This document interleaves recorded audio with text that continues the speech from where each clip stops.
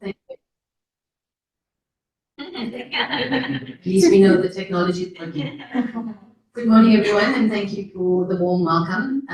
It's my privilege to be with you all this morning on behalf of the Ethics Institute to moderate this session. And as I start this session, I'd like to invite my panelists on. So, Prof. Benjamin, you join us, and Barbara Rabi, who is also in the audience this morning. And online, I have Willem Venter from the Financial Intelligence Center. Our discussion this morning, building up on the discussions that we had yesterday and Philip's input this morning, is to now take the conversation one step further. We've unpacked Ubuntu, we've unpacked the need for the spirit of Ubuntu, we've unpacked the fact that corruption undermines Ubuntu. But now we're on to the solutions. What do we do about it? And when we talk about coming together and doing something about it, that's where we need to move our lens. And in our panel discussion today, what we want to now unpack is how do we, as the public sector and private sector, come together to collaborate and mitigate corruption? What can we do? And in the language of, and I want to pick up from what Philip was talking about, when partners or organizations come together, we call that collective action. When people come together to jointly tackle a problem with a common shared objective of tackling that problem with goodwill, with trust, and with a commitment to doing something about that, we call that collective action. And over the years, collective action has been closely associated with anti-corruption. As the Ethics Institute, we've also been involved in a range of collective action initiatives, in many ways largely as a facilitator to bring parties together.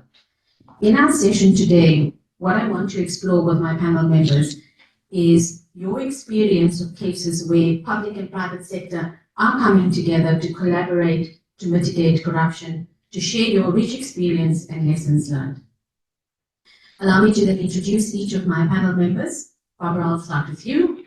By way of introduction, and the panel members' detailed speaker profiles have been shared with you. Barbara is the project director for MOSAP, the Enterprise Development Center in Mozambique, sponsored by Area for Partners of the, Rovuma Basin. And Barbara today brings the perspective of facilitating or ushering in public and private sector to collaborate and work together to support SMMEs in Moz, so as to mitigate corruption. So Barbara is going to bring us that perspective today. Next up we have Prof. Nsikelelo Benjamin Breakfast. Prof is the director of the Center for Security, Peace, and Conflict Resolution at Nelson Mandela University. So Prof, you're a homeboy. Is that right?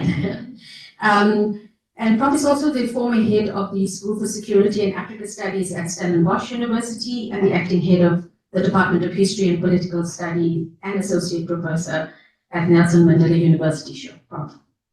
That's a serious profile.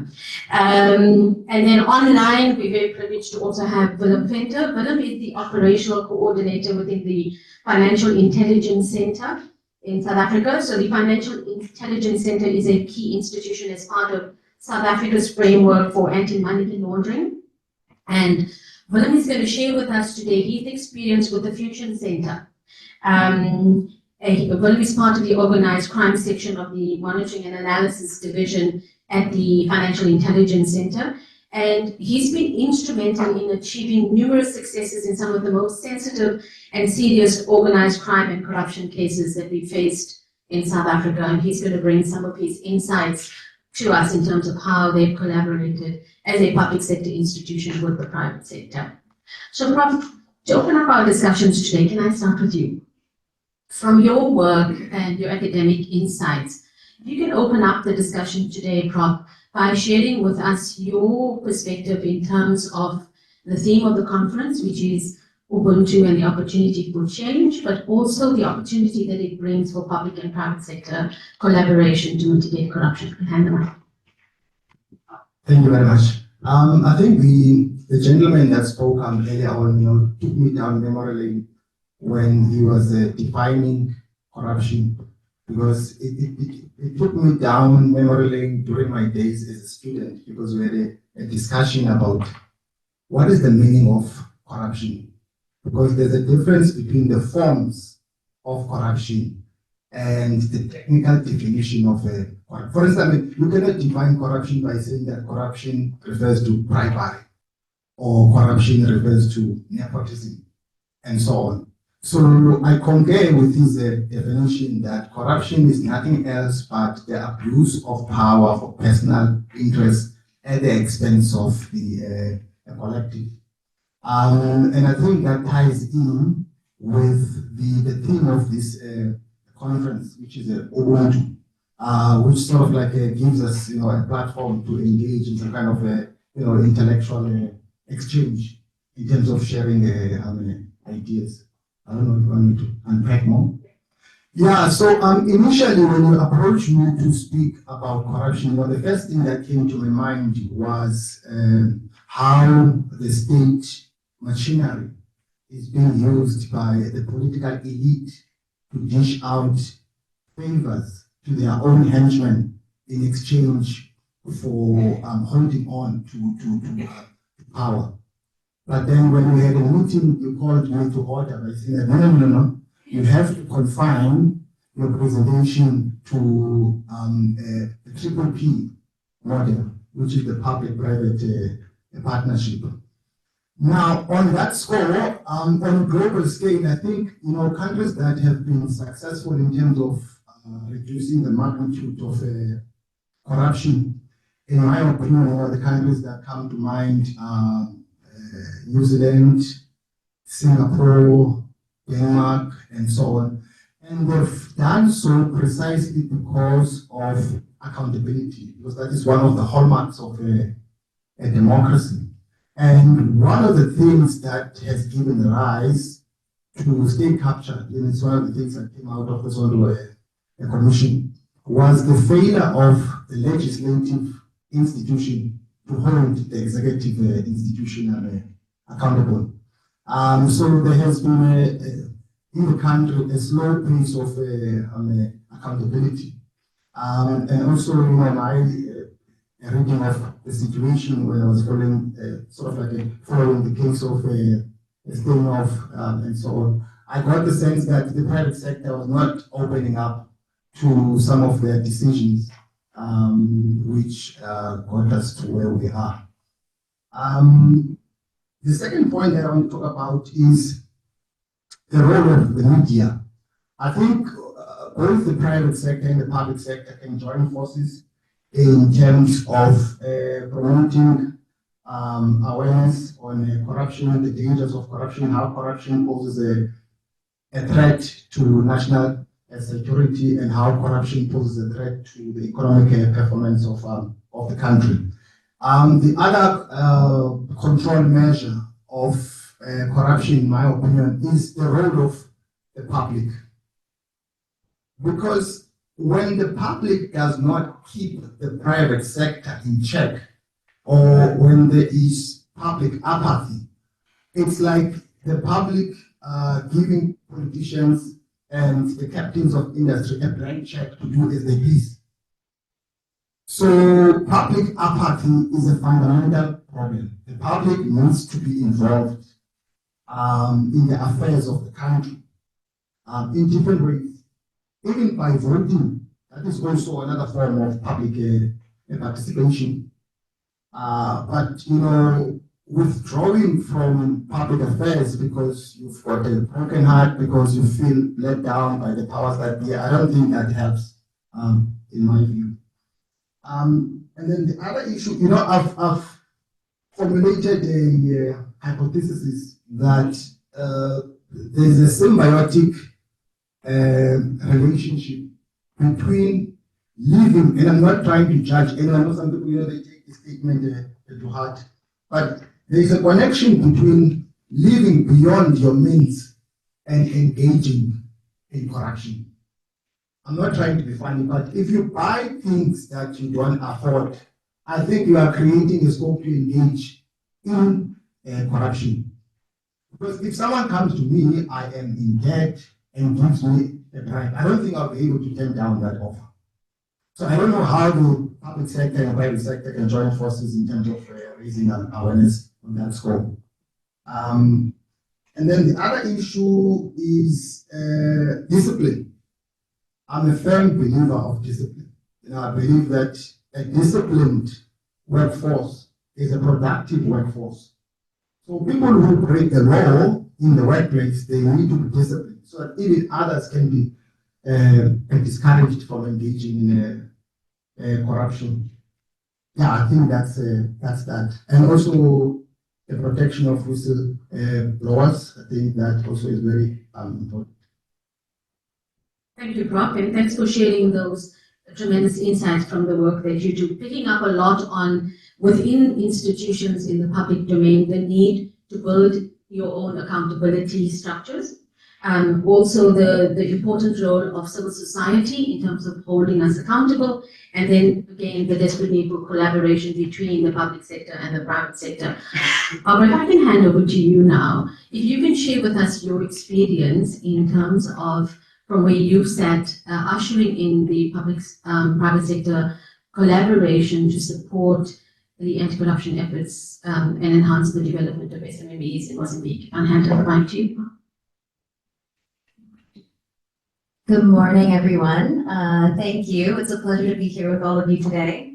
As Fatima mentioned, MOSUP is the Enterprise Development Center funded by Area 4 partners of the Rovuma Basin. For those of you that don't know, the Rovuma Basin holds one of the largest natural gas finds in the world at the moment, and they're currently being explored and developed in Mozambique. And so as a key part of the local content strategy for Area 4, they have developed or asked us to develop MOSUP, this Enterprise Development Center. And when I talk about the local content strategy in very simple terms, what I'm talking about is the use of local companies and local workforce and the development of those two in the implementation of these projects to bring overall impact to the Mozambican economy as well. And so how does MOSUP plug in?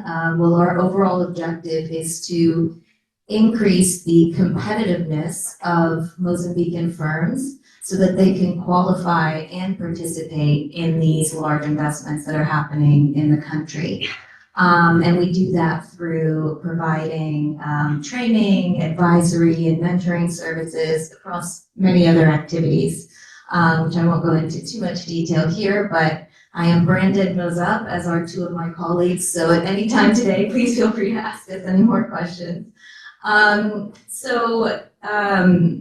In terms of our project, we are not solely focused on anti-corruption efforts or improving business ethics.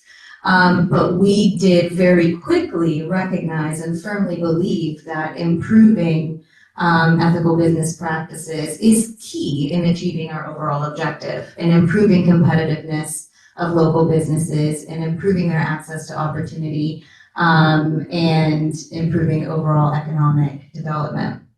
So we also recognize that we had a prime opportunity here to with these large investments and with this focus on local content, to bring together public and private sector actors to push forward this idea of ethical business practices, to push forward the drive. Because there's this clear link, there's this clear tangible link that people can see. In order to access opportunities with these large investments taking place, local businesses have to qualify and they have to meet certain standards, they have to have certain management processes, they have to have certain ethics management systems. Even though we don't necessarily call it that, it is essentially that. Transparency, internal controls, financial management, operations. These are all key principles of ethical business practices as well. So in order to qualify, businesses must meet these requirements. If they don't, then they're not going to grow. They won't experience that growth. They won't be able to participate in the industry, and they won't improve or increase their overall revenue. So it's key for their bottom line. And then at the same time, governments see if we don't drive this push, we're not going to get the full economic development, the full economic impact of these investments as well. So we had a prime opportunity to bring public and private sector together around this push for improved ethical business practices within SMEs. So we work together with the local content task force of Mozambique and a number. Hello? Working? Okay. A number of other public sector actors. So I mentioned the local content task force, the promotion of economic development of Cabo Delgado, the region in the north where these LNG projects are taking place. We work with the Mozambique Stock Exchange, the National Institute for SME. Is something happening or is it, should I hold it? Okay. All right. Reese? Hello? Okay. I don't know.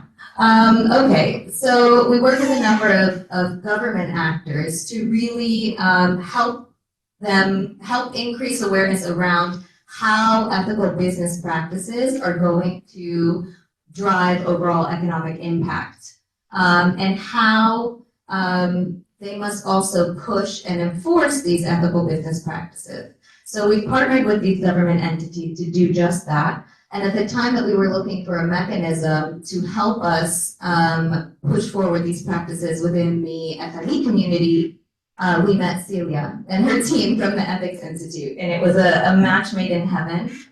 We worked to contextualize the existing EASY program, the Ethically Aware Supplier Induction program for Mozambique.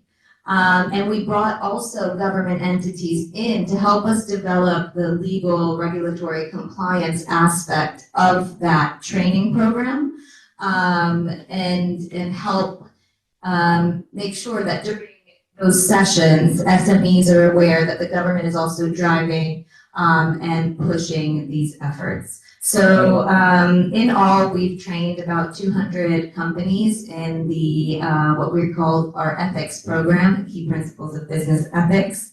And we've really seen success in pushing, in using these large investments in the country from foreign investors as well, to drive ethical business practices, because there is this tangible benefit and this clear link that the public sector can see and that local SMEs can see in order to improve the overall economic impact and to improve their overall business in terms of individual SMEs.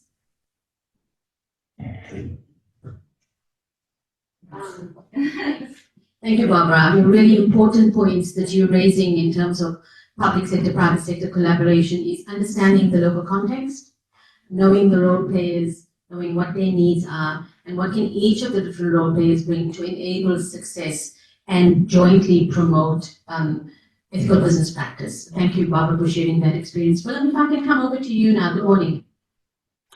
Good morning, everybody. Thank you for giving me the opportunity to present. Can you guys, am I audible that side? You are, but if I can invite you to share with us your experience from the FIC in terms of collaboration with the banks on the anti-money laundering front. I'll hand over to you, Willem. Thank you very much for this opportunity that I've been granted. I'm quite excited to share with you today how the FIC and other public-private stakeholders has formalized the cooperation between the public and the private sector in the fight against corruption and other crimes. We basically recognize that the Financial Information Sharing Partnership in South Africa is very important because there's quite a few deficiencies which hampers the timelessly investigation, arrest, and then prosecution and successful prosecution of matters in South Africa. And we noted that we are falling behind in adhering to certain requirements which is being set to us within the FATF. Now, one of those most probably is money flows. If we go and look at it, the detection and pursuit of criminal money flows is most probably one of the most difficult things because it is hampered by the fact that money can be transferred in an instant. It can delay the process to be able to obtain those documents for analysis. So therefore, that is one of the requirements and one of the goals of this public-private partnership is to expedite information gathering in regards to money flows. We also recognized on the pursuance of money laundering charges in numerous cases. And as we've seen in the media, South Africa has had a vast increase in crime in South Africa. And basically what happens is money laundering is not adequately being pursued due to the fact that it's hampered by identifying the money flow. Now, if we don't pursue money laundering charges in certain matters, now people just continually, it's like a small child that is being naughty and does not get disciplined. People then start committing crimes more and more and more because there's no deterrent in them committing the crime. They're not scared of committing crime, so therefore they will continue with the illicit activities. Now, we've also noted that there is certain products within our financial world which makes it difficult for us to be able to trace those finances, which, for instance, has gone into crypto assets commonly known as Bitcoin. So therefore, the private sector could give us a vast impact in the sense of providing us with details in regards to those type of transactions, which puts us in good stead to try and trace those type of assets. Now, as our previous speaker also indicated, there was also limited recoveries due to the fact that assets are dissipated, funds are transferred out of the country across international borders. It's put into technological products like Bitcoin, crypto assets, which makes it untraceable. And as you can see that the EU estimates that we're only recovering 1.1% of our criminal assets, that's been purchased with corrupt money, with drug money, with other types of illicit activities which generates income. The FATF actually estimates it closer to 1%. Now, there is obviously also to try and protect the system integrity of our banking system because it's currently being undermined. It's being utilized by these criminal networks to obviously move their money, to exploit people. And this obviously, if it is our integrity is not maintained within our financial world, this will make investors reluctant to start investing into our country. Now, as we know, every government department across the world always shouts and says that we've got very little resources, and we obviously saw the gap to be able to pull in the private partnerships and obviously formalize it by putting the MOU in place so that we are able to deal with large volumes of transactions which can be analyzed by the private sector, by the public sector, and then we can obviously cooperate and we can share this information to make an impact. Now, what we did basically firstly is to start looking at an organization which was created with our private partners, and we called it the South African Anti-Money Laundering Integrated Task Force and also the Fusion Center. I'll first elaborate on the money laundering, the SAMLET, as we call it. That is basically all the private sector banks and financial services providers where we have formalized it but with an MOU, where we also deal with the public-private partners in the sense that we are cooperating with each other. Now, this enhanced collaboration between banks, the FIC and the South African Reserve Bank is basically there to ensure effective and efficient combating of financial crime. And as you can see that the Financial Intelligence Center hosts this organization, and within the Financial Intelligence Center there is also the Fusion Center. Now, the Fusion Center is where our public partners are sitting, where we collaborate on case specifics. Like, for instance, during the COVID period, we dealt with all PPE and also UIF, TERS type of claims, temporary employee funding schemes, where we were basically collaborating to fight those type of crimes and to recover the proceeds of unlawful activity. Now, that mainly consists of law enforcement agencies, and this enhanced collaboration with them has been very effective and efficient in combating financial crime if we are looking at the media and our success rates that we've achieved of over 5.1 billion rands worth of PPE corruption funds being recovered by the Fusion Centre with the support of the SAMNET. Now, how does this Fusion Centre approach works? You can see that we've got a prevention portion which basically focuses on ethics management, risk identification, data collection through the various reports that the FIC receives, as well as open source and other databases that we've got access to, and also enforcing accountability and communication between the stakeholders. Now, proactive detection happens when we look at our media analysis. We utilize media because a lot of times they are in the forefront of investigating and detecting. So therefore, they are a critical part of the Fusion Centre. We also look at open source information through all the various agencies utilizing their access. We also look at social media even. We also look at whistleblower reports within the compliance regime within the Financial Intelligence Centre Act, which obviously deals with the PRECA Act, which is the Prevention and Combating of Corrupt Activities Act. We're also dealing with the Directorate of Priority Crime Investigation. We're also dealing with the Anti-Corruption Hotline, which assists us, the SAPS Crime Stop Hotline, which is all your whistleblowers. The intelligence reports we as the Financial Intelligence Centre generates and receive from the various accountable institutions. We also look at reports from the State Security Agency, Crime Intelligence, and then the National Intelligence Coordinating Committee. We also looking at the information received from COVID-19 response structures where they've identified, listen here, there's corruption happening here, and all those are fed into the Fusion Centre, and this information is shared to make our public-public organizations, our law enforcement in this country more effective. Now you can see that the operational hub is within the FIC.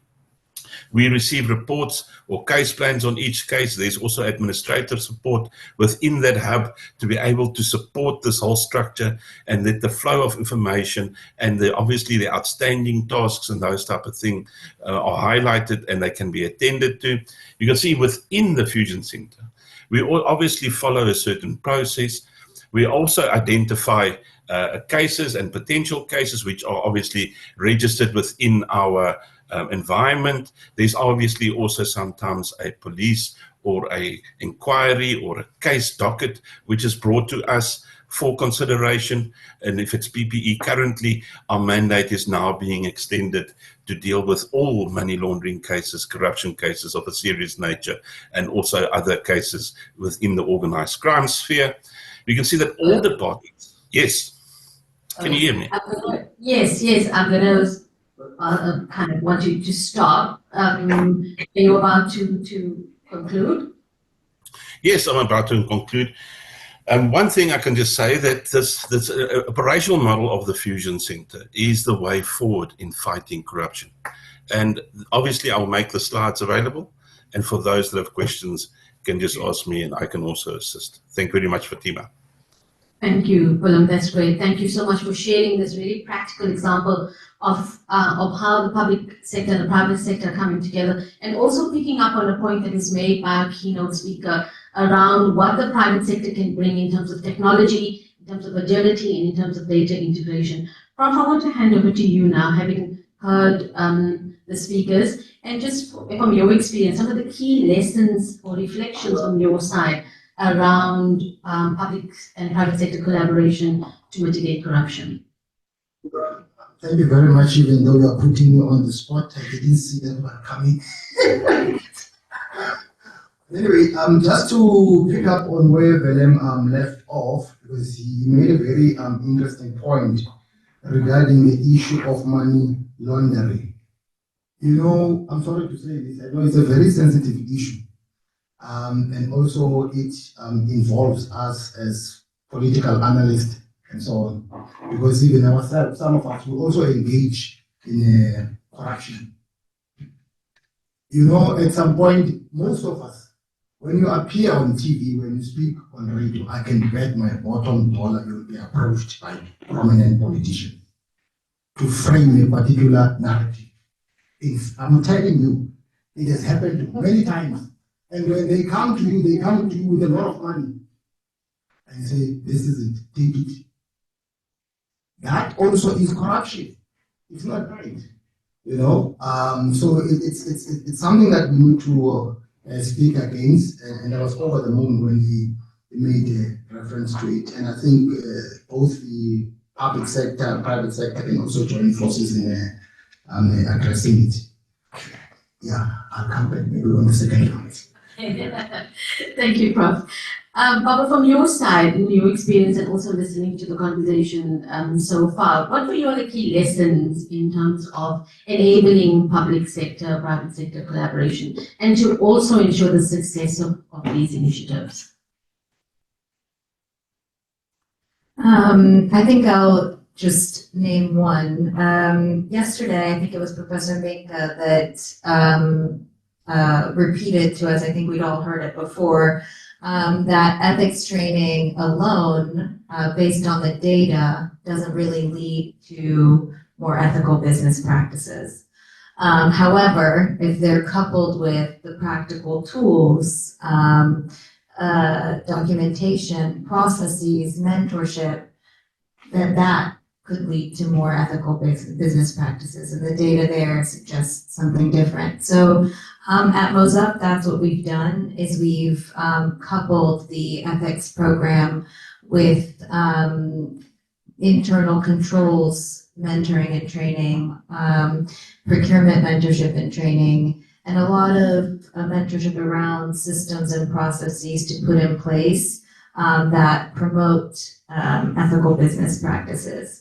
But one thing that we've seen as well is that in the inclusion of the public sector in this activity, the public sector also needs this type of mentorship and capacity development. And in order for the public sector to participate in the promotion of ethical business practices within the SME community and to be seen as a viable, I guess, driver within the business community, there also need to be strides made there as well. So the inclusion of public sector initiatives in parallel to those taking place for the business community, I think, are key. Thank you, Barbara. If we can come back to you now, and thank you again for sharing that example. What are some of the lessons that you've learned at the FIC that have enabled the success of both the Summit and the Fusion Center?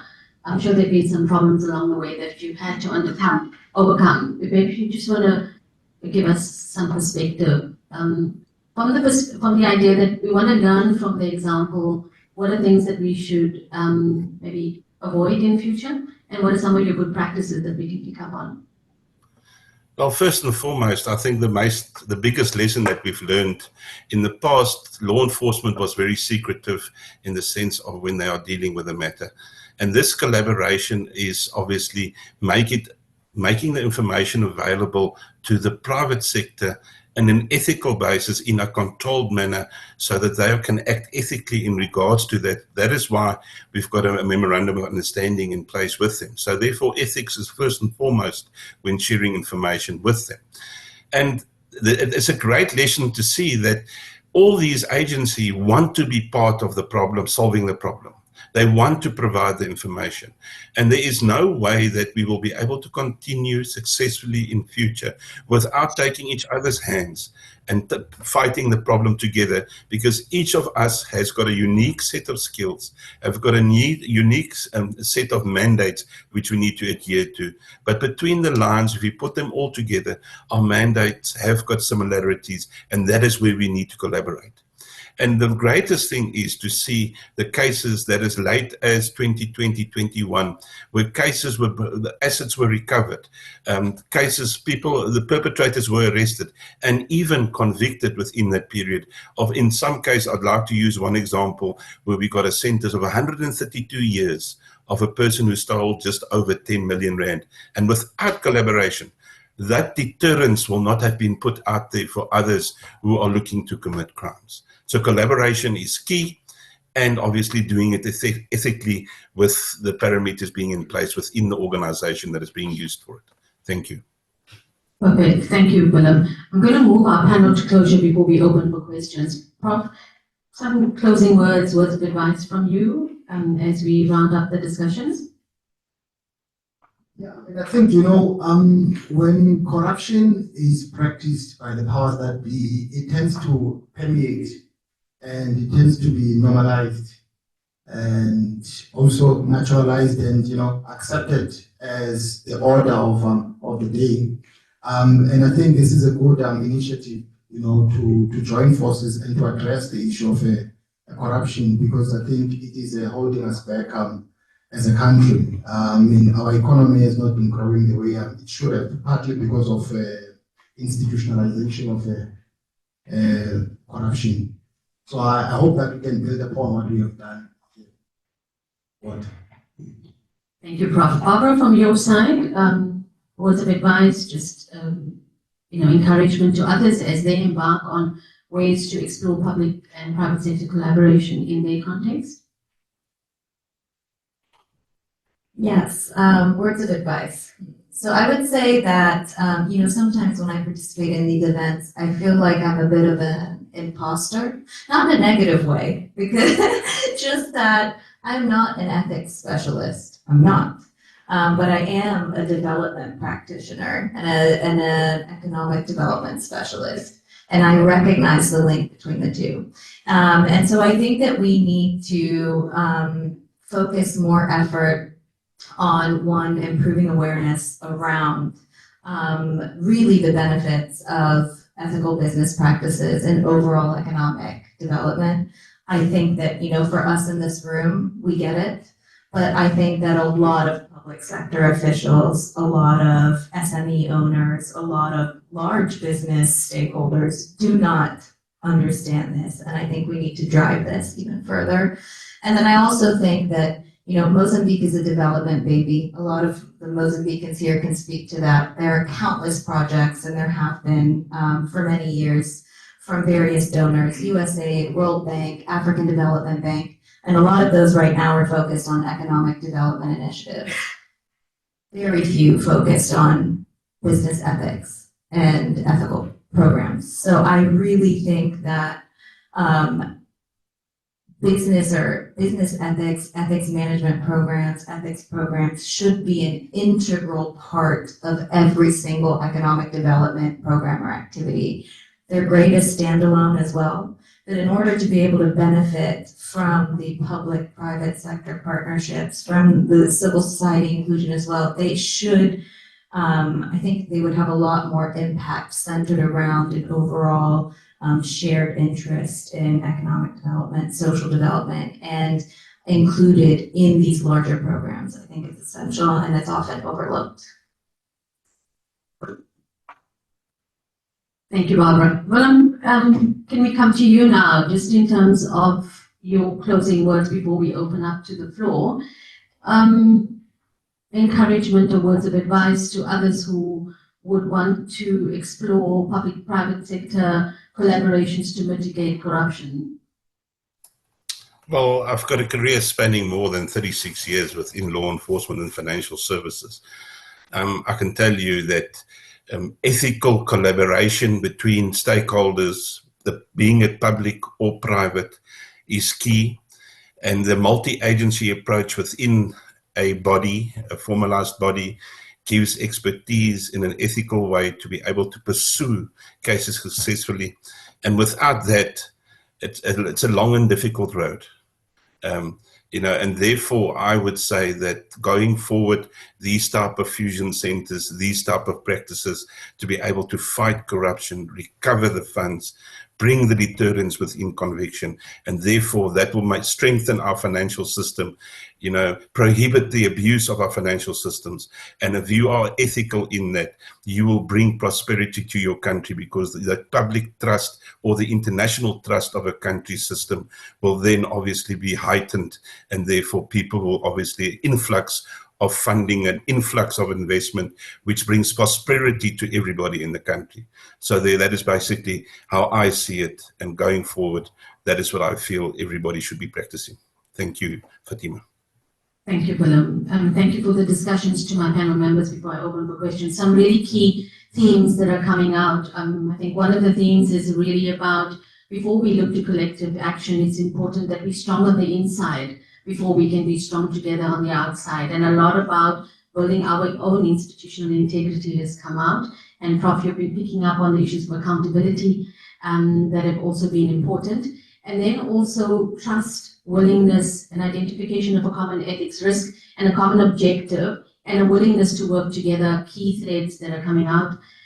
In addition, Prof, you were bringing up the whole of society approach, that when we talk about the public and the private sector, it doesn't just stop there. It's also about the media, it's also about civil society. And as we tackle the scourge of corruption, we do have to be understanding our local context. And also, Barbara, you were bringing up that corruption is not something we only see in the private sector, in the public sector.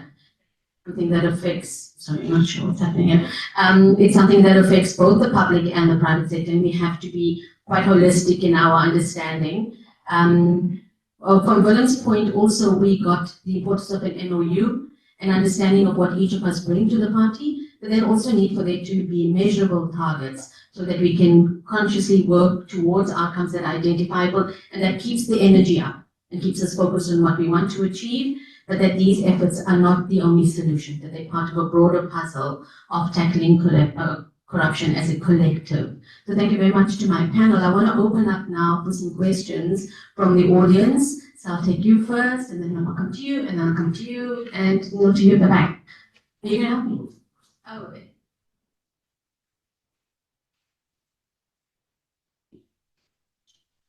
Good morning, everybody. And first, let me begin by thanking you, all the panelists, for elaborate conversation that you outlined.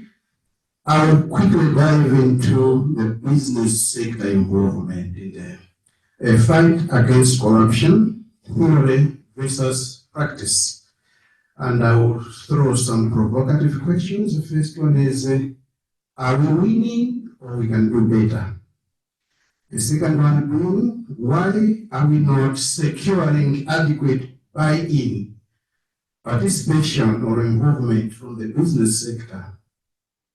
Or what else can we do to attract the business sector, or to make the business sector see merit or benefit in the fight against corruption? I will bring to you a case of Malawi. By the way, I didn't introduce myself. My name is John Jingani. I chair a multi-stakeholder group that drives a governance program in Malawi aimed at increasing and promoting transparency in publicly financed infrastructure contracts. So, quickly, what we have done as one of the suggestions that I'm bringing in this conference, Coast Malawi has come up with a tool that should attract any well-meaning stakeholder. An innovation, a digital information platform to which ministries, departments, and agencies should upload information related to infrastructure contracts. This tool is user-friendly, it is password-free, and it's readily available by anybody. Actually, by the time I hand over this mic, I would implore you to go to small letter ippi.mw, and then you are there. What this does is to enable stakeholders, including the business sector, to see merit in openness and transparency, and also the MDAs, meaning the ministries, departments, and agencies, to demonstrate that they don't have any skeletons in a cupboard. Yes, Ubuntu for public sector, Ubuntu for private sector, civil society, the youth, and the hot potato, the legal fraternity. Thank you.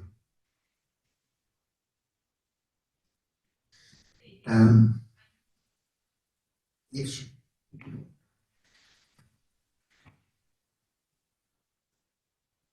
Hi, good morning, Gregor from Globe Ethics. Just something that I picked up, Professor Griffiths, when you spoke about apathy. And I think that's something that we saw in South Africa over the weekend when we won the World Cup. You know, we are hanging on by a thread in South Africa to hopes of sport and looking at that for unity and just a glimmer of hope. Because people are so apathetic at this because they're hopeless. So what can we do to just kind of get people out of that frame of mind? You're saying we all need to vote. If we want change, we want to bring about change, we need to put our pen to paper and say, okay, this is our choice. But how do we address even that? Because people are saying, okay, we'll go vote, but who do we go vote for? So there's confusion, and then that leads to apathy. And people are just saying, well, nothing's happening. There's no, we heard Willem speaking about the repercussions, whether there are repercussions or not, and building a wonderful system for that. Why aren't we seeing a different society? Thank you. I think there's a related question virtually, so I'll ask. Thank you. So, Kali, for what? Corruption has a long history. Why talk about collaborative approach now? What have been the barriers to it? Have we really crossed the line now in terms of making it effectively work?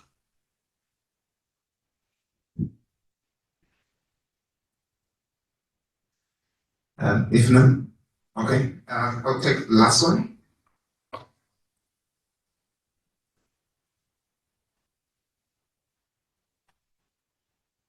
I'm Adrian from the Faculty of Business and Economic Science.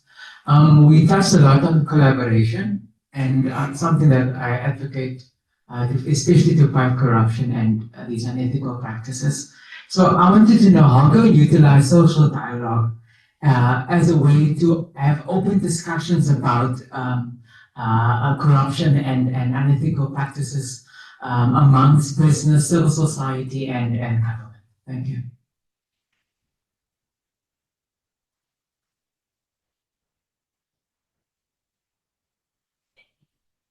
Okay, thank you for the questions. Let me turn to my panel. Rob, do you want to take the question on the apathy and perhaps on that, your inputs on the social dialogue while you have the mic? Of late, I think, our psychological makeup as a country has changed because of us winning the Rugby World Cup, this feeling good factor. I think we can build upon that. In terms of using that as a glue that holds everyone together in the country. But also I think the IEC has a responsibility in terms of engaging in road shows, in terms of promoting the centrality of public participation in the form of elections. The issue of public participation can be broken down into different aspects. One, we can engage in debates on radio. Two, we can write letters to newspapers. Three, we can attend community meetings at local government level. There are awards. We can also go there to articulate your views. The ward councillor will consolidate those views and take them up to the council. So what I'm saying is that public participation is a multi-dimensional concept with a multiplicity of functions. Then the other issue was about the private sector. Why is the private sector exempting itself from corruption? Throughout history, there's been this caricature that corruption is only entrenched in the public sector, which is a flawed argument because, for example, when you look at the definition of corruption from the IMF World Bank, it says that corruption refers to the abuse of power by politicians in pursuit of personal accumulation, meaning that the private sector is omitted from engaging in corruption. But I think it's not a question of two wrongs make a right, that, okay, you are also doing it, so don't talk about it. I think it's a problem that is posing a serious danger to all of us. Yeah, I think that's that. On the question on social dialogue, I think that one's interesting. A lot of times what we see at MOSUP is that our training venues, when we deliver our ethics training, become a bit of a venue for social dialogue around the issues, because we have government representatives, civil society, businesses there as well. The challenge for us becomes, how do we flip the conversation from grievances, which typically it ends up being, to something more positive? And then I think to yesterday's session on positive business ethics, positive psychology, and perhaps Professor Leon can shed some light on how we can flip those conversations. But it is difficult, and I think it's an effective tool, but I think we need to see how we can use it for more positive impact and take it a step further, rather than just be a venue for grievances, from my experience.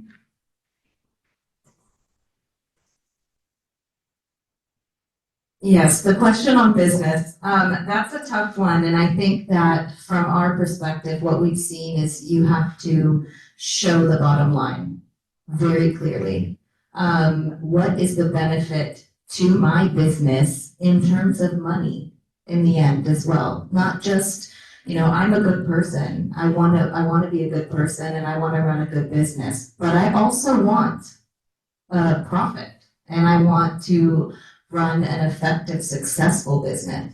So you have to make a very clear link between ethical business practices and how that is going to improve their overall business growth and bottom line. And the more prescriptive it can be in terms of calculations and money, simulations, I think that is a key way to get businesses more interested and get them bought in. Can I, the last point. So, lastly and most importantly, I left out your question about social dialogues. That is very important, because that ties in with the whole notion of democracy, because after all, democracy is government of the people, by the people, and for the people. And I think that can deepen the conversation in terms of raising awareness and also making people to take a stand against the corruption. The other issues that I also omitted, which is a significant omission, is the issue of police community partnerships, in particular at local government level, in terms of addressing the issue of corruption. Because corruption cannot only be addressed by the police.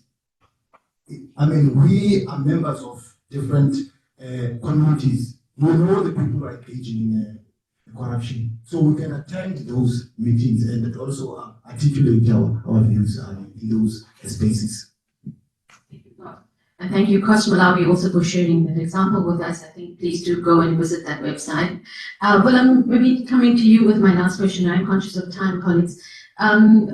The question from Javier Adam, that was around why collaboration.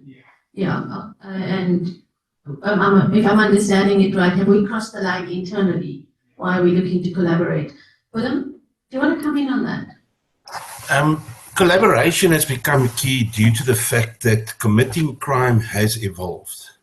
All the technological advances that are available to everybody to be able to abuse it, to commit crimes and get away with crimes, has vastly stretched the knowledge base of law enforcement as we know it over the years. I remember when I did studies in 1986 in the South African Police College those days, investigating crime was vastly different to what you see it today. Now, why we are collaborating is because everybody's got a specific set of skills and has got access to critical information to not just effectively do it, but speedily do it. As we know, the flow of money happens in an instant. What do you recover when there's nothing? So therefore, these collaboration partnerships we've embarked already in 2019 on this type of collaboration. Already in 2007 and prior to the previous special directorate, which was created in 1999, that type of collaboration already took place, but I think we've now perfected it. Not perfected it, we've perfected the holding of it. We need to perfect our actions going forward in fighting crime by not just preventing it, also prosecuting it, and then obviously serving as deterrence for others. And there's vast advantages to that. Thank you very much. Thanks, Willem. I think really, as Willem ends us up, picking up on our keynote speaker from this morning, we are so much stronger together, and that corruption is a scourge that affects our entire society, but it's not possible to tackle it individually. So really emphasizing the need for that public sector, private sector collaboration. And as Prophet's reminded us, more than that, just a whole of society approach, centered a lot on the values of Ubuntu that we've talked about yesterday and this morning. Those become critical in terms of goodwill, bona fide as a common outcome to address corruption and the spirit of working together. I hope that we have provided you with some food for thought for our panel discussion this morning. And I'd like to ask you to please join me in thanking my panelists for our discussion this morning. Thank you very much.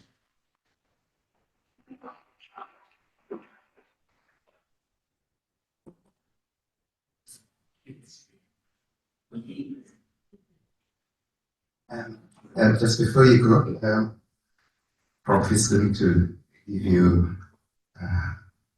a little gift. It's not a chicken. Inside is not a chicken.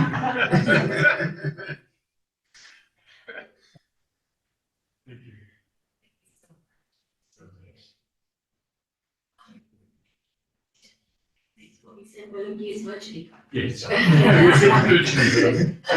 Thank you so much. Another round of applause, please. Okay, so I think I like the fact that despite having many lawyers, we also talk in social science, talk about demand and supply. We say wherever there is supply, that means there is demand. There's no bribe to the government official or private sector, and vice versa. In accounting, we talk about debit and credit. Yeah, so I'm happy that we are all agreeing, we're having a consensus in terms of a collaborative effort to fight against this bad. Okay, so this time we're going to take a refreshment break. We're supposed to have 20 minutes, but the time is short. Can we keep it 15 minutes, please? Thank you.